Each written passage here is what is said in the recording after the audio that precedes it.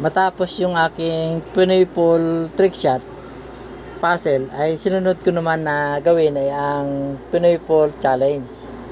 So ang challenge na ito ay sinabi ko na ang regulasyon dito ay kukuha sila ng isang pitsa at isang pamato. So pre sila kung saan nila ilalagay ang pitsa na pasusyutin. So para tiyak na masushoot yan, ilagay nila sa butas, sinabi ko. So nilagay nila sa butas. Ang rules diyan ay paramihan ng patama sa banda, at kung sa huling tira ng pamato sa banda, yun ang huling bibilangin kung nakailan. So ang pinakamaraming patama diyan sa banda ay nakawalo. So ako naman ay nakasiyam. So hindi nila nagaya yung siyam kong patama ng banda bago mahulog yung pitsa. Ito yung mga sumali. So makikita natin kung ilang pabanda lang yan. Isa, dalawa, tatlo, apat, lima, parang lima, anim. Anim. Anim na banda lang siya. Kaya so hindi siya mananalo doon. So maraming sumali dito at maraming nag-try. So ayan, no, makikita mo ang daming mga paikot nila. Iba-ibang mga pulpulan niya at iba-ibang lugar ang sumali diyan. Mahigit na 10 ang sumali. Subalit yun lang mga malapit sa panalo, yun lang ang isinama ko sa video. So makikita naman ninyo na maraming mga pabanda silang ginawa diyan. So noong mga panahong yan, hindi nila alam na yung aking lamisa ang isa sa pinakamadulas na lamisa sa buong Pilipinas. So kaya niyan sa ngayon, nakaya ko na din na 11 patama ng banda bago nahulog yung pitsa. So kita ninyo yung mga sumali kung gaano karaming pabanda. Akala nila ay napakadulas na ng kanilang lamisa. Ayan. Kita naman ninyo sa dami ng mga paikot niyan. So hindi nila akalain na hindi nila mapapatayan yung aking dulas ng lamisa. So ito na yung isa sa pinakamadulas. Tama, daming ikot. So ito naman yung aking entrada ko, na yan ang pinakamarami kong tama sa banda, at yung huling-huli diyan ay pangsyam na yon. Bilangan ninyo kung ilang tama yan. Yan, ang last yan ay tumama sa banda saka nahulog. Bilangin natin kung ilang patama.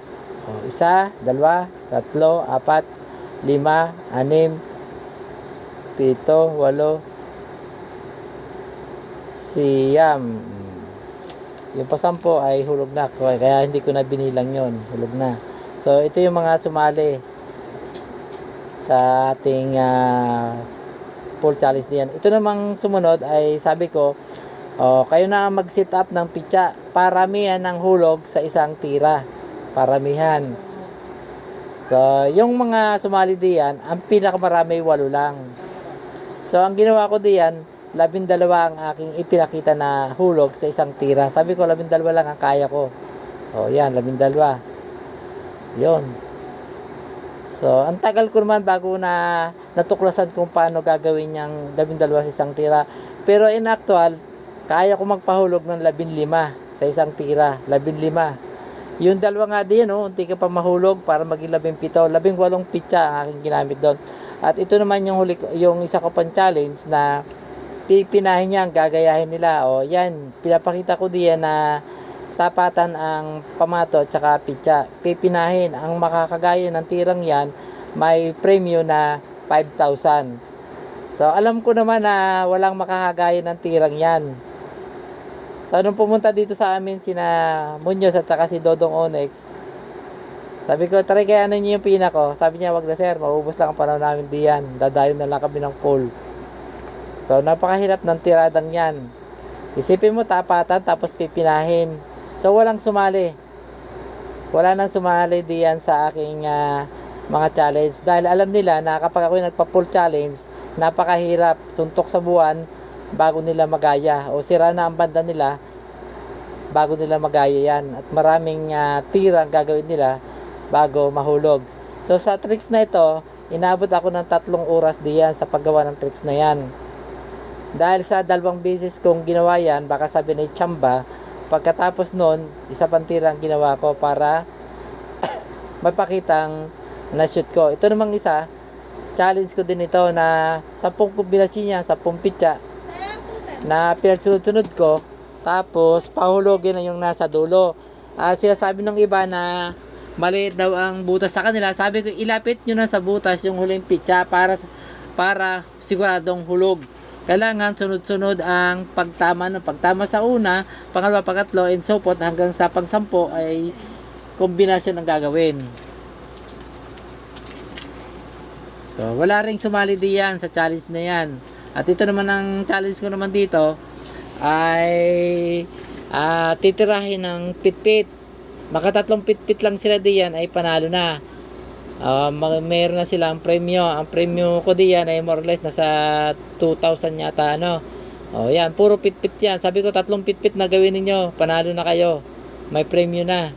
So, pagkatapos ng tricks na ito, trick shot pass challenge na ito, hindi na ako gumawa. Dahil napansin ko, kadalasan ng mga challenge ko, wala naman sumasali. Inabangan lang nila yung revelation ko. So, marami pa sana ako gagawing challenge So, kaya hindi na ako nagpapa-challenge. Wala naman naghahamon sa akin na gumawa uli ako ng challenge na gagayahin nila. So, hanggang dito na lamang po at maraming salamat sa mga nanood.